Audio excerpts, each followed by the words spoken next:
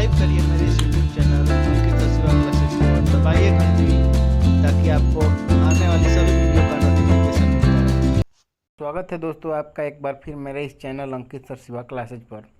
दोस्तों रोज़ की बात फिर से मैं एक बार आपके सामने हाजिर हूँ जीके क्विज के 50 सेट्स का पार्ट 14 लेकर।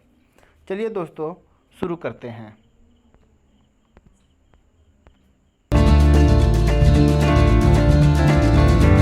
क्विज का सबसे पहला क्वेश्चन है कि आज तक भारत के कितने प्रधानमंत्रियों को भारत रत्न से सम्मानित किया जा चुका है। इसका सही आंसर होगा 7। दोस्तों 7 प्रधानमंत्रियों को भारत रत्न से सम्मानित किया जा चुका है। दोस्तों अब तक 7 भारतीय प्रधानमंत्री भारत रत्न से सम्मानित किए जा चुके हैं।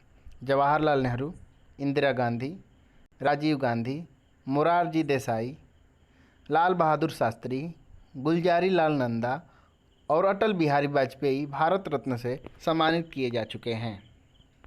इस क्विज का दूसरा क्वेश्चन है कि दूसरा गोल मेज सम्मेलन लंदन में किस स्थान पर आयोजित किया गया था। इसका सही आंसर होगा ए, सेंट जेम्स पैलेस में। दोस्तों आपको इसमें मैं आपको बता दूं कि दूसरा गोल मेज सम्मेलन सितंबर से दिसंबर 1931 में लंदन में आयोजित किया गया था। इस सम्मेलन में गांधी जी ने कांग्रेस का प्रतिनिधित्व किया था। इस क्विज का तीसरा क्वेश्चन है कि ब्रिटिश सरकार के देशी रियासतों के संबंध के बारे में किस रिपोर्ट में कहा गया था कि सर्वोच्च सत्ता सर्वोच्च होनी चाहिए। इसका सही आंसर होगा सी, बटलर आयोग रिपोर्ट में। दोस्तों मैं आपको इसमें बता दूं कि इस 3 सदस्यीय समिति की अध्यक्षता हाई कोर्ट ने की थी। इसका गठन 16 दिसंबर 1927 को किया गया था। इसका उद्देश्य भारतीय देशी रियासतों और सर्वोच्च सत्ता के संबंधों का अध्ययन करना था। इस समिति द्वारा निष्कर्ष निकाला गया कि गवर्नर जनरल की बजाय वायसराय को ब्रिटिश सरकार के प्रतिनिधि के रूप में कार्य करना चाहिए। इस क्विज का चौथा क्वेश्चन है कि कर्नाटक के नगरों में विजयनगर साम्राज्य का सबसे बड़ा स्मारक कौन सा है। इसका सही आंसर होगा डी, हम्पी। दोस्तों मैं आपको इसमें कुछ बता दूं बातें कि विजयनगर साम्राज्य की स्थापना 1336 ईस्वी में हरिहर प्रथम व उनके भाई बुक्का राय प्रथम ने की थी। विजयनगर साम्राज्य में 4 राजवंशों संगम, सालू, तुलु और अरविंदु ने 1336 ईस्वी में 1672 तक शासन किया।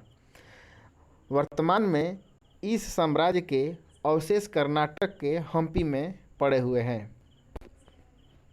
इस क्विज का 5वां क्वेश्चन है कि पॉलीमेटलिक मॉड्यूल में मुख्य रूप से कौन सी धातु पाई जाती है।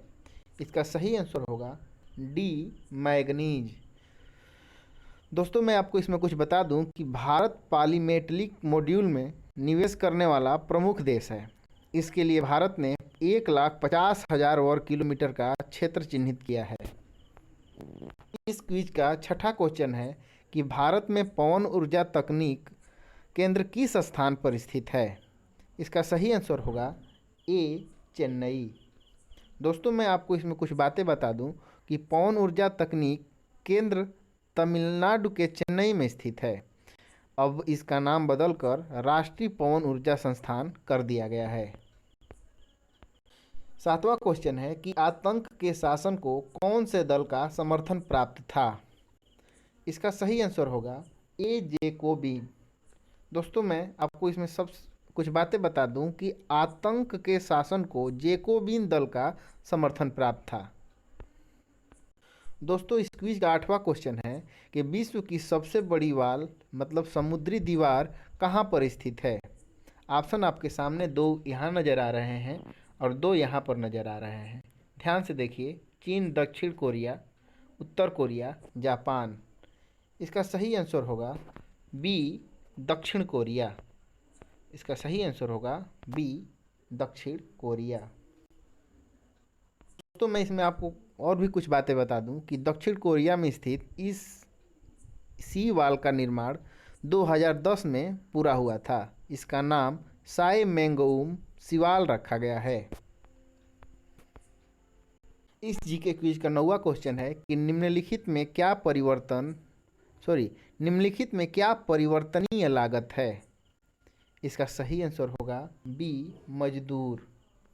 दोस्तों मैं अब आगे चलता हूँ 10वें क्वेश्चन की तरफ। 10वां क्वेश्चन है कि निम्नलिखित में कौन सा संगठन नए चैंपियंस की वार्षिक मीटिंग आयोजित करता है। ऑप्शन आपके सामने है।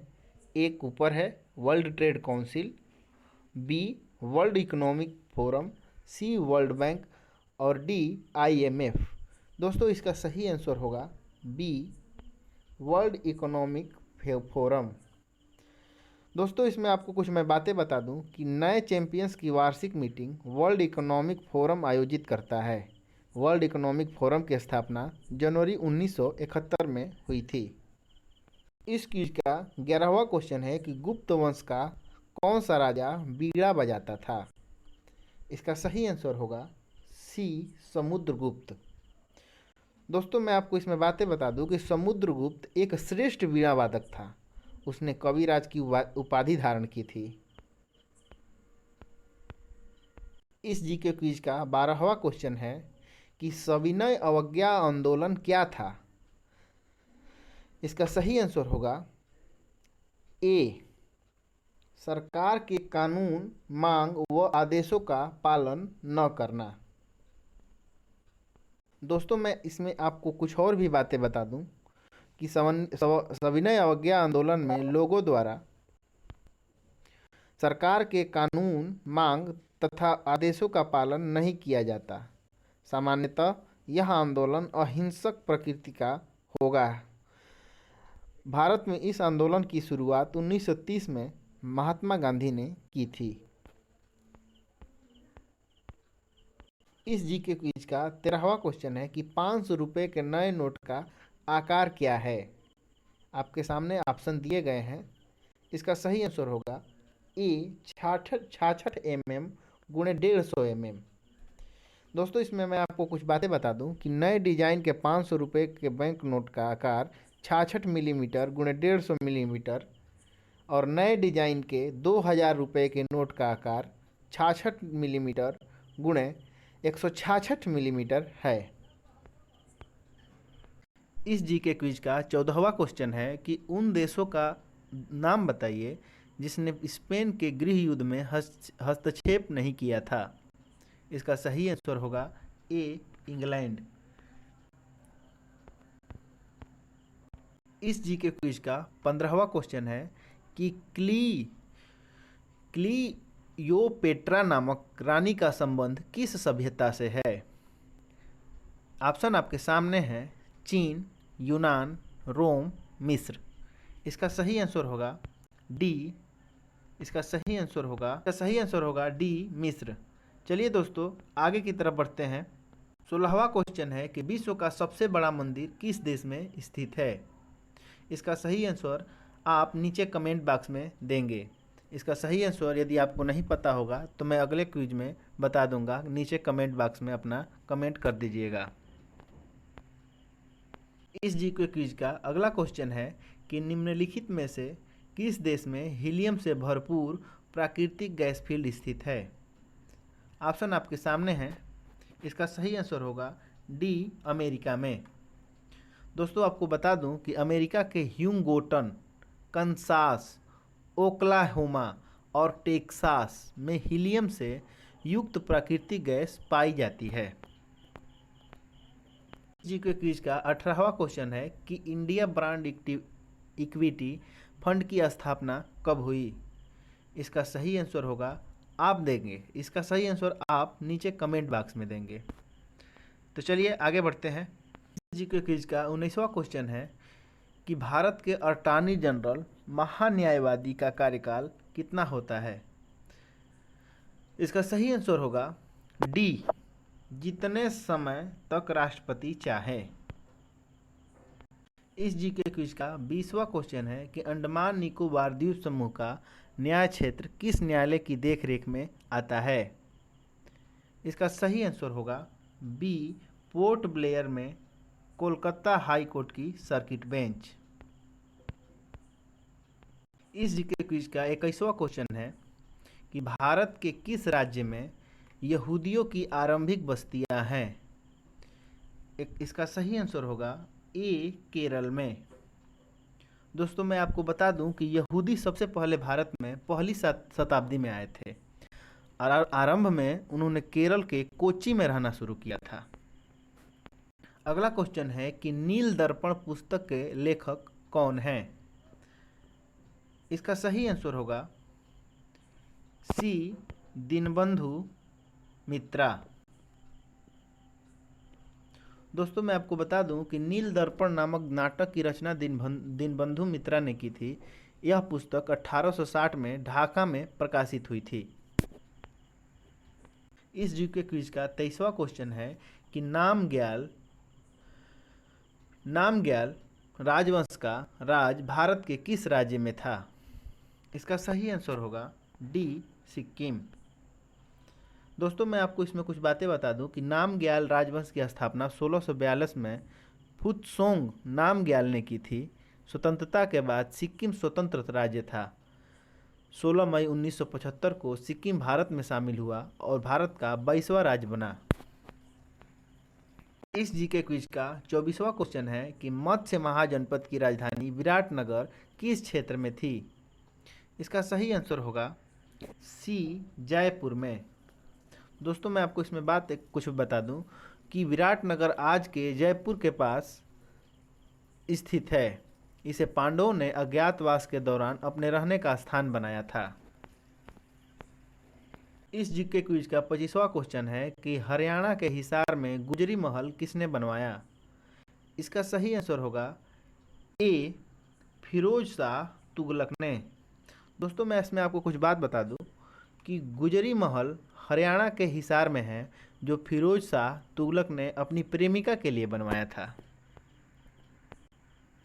इस जीके क्विज का 26वां क्वेश्चन है कि प्रजातंत्र का रक्षक किसे कहा गया है। इसका सही आंसर होगा सी, नेपोलियन को। नेपोलियन को प्रजातंत्र का रक्षक कहा जाता है। इस जीके क्विज का 27वां क्वेश्चन है कि विश्व को बारूद और कुतुबनुमा किस देश की देन है। फिर से सुन लीजिए, विश्व को बारूद और कुतुबनुमा किस देश की देन है। ऑप्शन आपके सामने है कि चीन, यूनान, रोम, मेसोपोटामिया। इसका सही आंसर होगा दोस्तों ए, चीन। इसमें कुछ बातें आपको बता दूं दोस्तों कि विश्व को बारूद और कुतुबनुमा चीन की ही देन है। चलिए अगले क्वेश्चन की तरफ बढ़ते हैं। क्वेश्चन नंबर 28 है कि बर्लिन की विज्ञप्ति का प्रकाशन कब हुआ था। इसका सही आंसर होगा डी, 1806 ईस्वी में। बर्लिन की विज्ञप्ति का प्रकाशन 1806 ईस्वी में हुआ था। चलिए 29वां क्वेश्चन की तरफ बढ़ते हैं। दोस्तों 29वां क्वेश्चन है कि BPLR के बारे में कौन सा कथन सही है।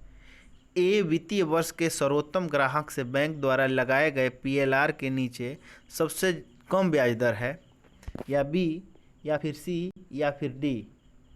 इसका सही आंसर ए होगा। ठीक से देख लीजिए आप लोग क्वेश्चन और इसका आंसर। चलिए अगले क्वेश्चन की तरफ बढ़ते हैं। क्वेश्चन नंबर 30 है कि अपने संबंधित क्षेत्रों में संघ और राज्य विधायकों को सर्वोच्च बनाया गया है और इन्हें अन्य के लिए आरक्षित क्षेत्र पर अतिक्रमण नहीं करना चाहिए। इस अवधारणा को निम्नलिखित में से किसके स्वरूप में जाना जाता है। इसका सही आंसर होगा बी, पीठ और पदार्थ का सिद्धांत। दोस्तों 31वां क्वेश्चन है कि बिपाशा किस नदी को कहा जाता था। फिर से सुन लीजिए, बिपाशा किस नदी को कहा जाता था। इसका सही आंसर होगा सी, ब्यास नदी को। दोस्तों इसमें आपको बता दूं कि बिपाशा जो है वो ब्यास नदी के नाम से जाना जाता था। क्वेश्चन नंबर 32 है कि मोहनजोदाड़ो का क्या अर्थ है। इसका सही आंसर होगा दोस्तों ए, मृतकों का टीला। क्वेश्चन नंबर 33 है कि अशोक के राज्य में पौर कौन था।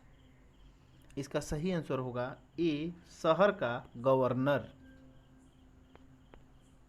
क्वेश्चन नंबर 34 है कि अकबर से गुजरात में व्यापार के लिए फरमान प्राप्त करने के प्रयास किस अंग्रेज व्यक्ति ने किया था। ठीक से देख लीजिए क्वेश्चन को कि अकबर ने गुजरात के व्यापार के लिए फरमान प्राप्त करने का प्रयास किस अंग्रेज व्यक्ति ने किया था। इसका सही आंसर होगा बी, जॉन मिल्डन हॉल ने। चलिए अगले क्वेश्चन की तरफ बढ़ते हैं। क्वेश्चन नंबर 35 है कि चार्टिस्ट आंदोलन किस देश में प्रारंभ हुआ। इसका सही आंसर होगा सी, इंग्लैंड में। इस क्विज का अगला क्वेश्चन है कि 1798 ईस्वी में नील नदी के निर्णायक युद्ध में कौन से अंग्रेज सेनापति ने फ्रांसीसी बेड़े को मिस्र में नष्ट कर नेपोलियन का फ्रांस से संबंध विच्छेद कर दिया था। इसका सही आंसर होगा ए, नेल्सन ने। दोस्तों मैं आपको इसमें कुछ बातें बता दूं कि 1798 ईस्वी में नील नदी के निर्णायक युद्ध में नेल्सन ने फ्रांसीसी बेड़े को मिस्र में नष्ट कर नेपोलियन का फ्रांस से संबंध को विच्छेद मतलब तोड़ दिया था। इस जी के क्विज का क्वेश्चन नंबर 37 है कि 1952 का विशाल कोहरा किस शहर में हुआ था। फिर से सुनिए, 1952 का विशाल कोहरा जो ठंडी में होता है वो किस शहर में हुआ था। इसका सही आंसर होगा ए, लंदन में। दोस्तों मैं आपको इसमें कुछ अच्छी बातें बता दूं कि 1952 का ग्रेट स्मांक को किलर फाग भी कहा जाता है। 5 दिसंबर 1952 में 4 दिन के लिए पूरे लंदन में कोहरा ही कोहरा हो गया था, जिसमें 4000 से अधिक लोग मारे गए थे।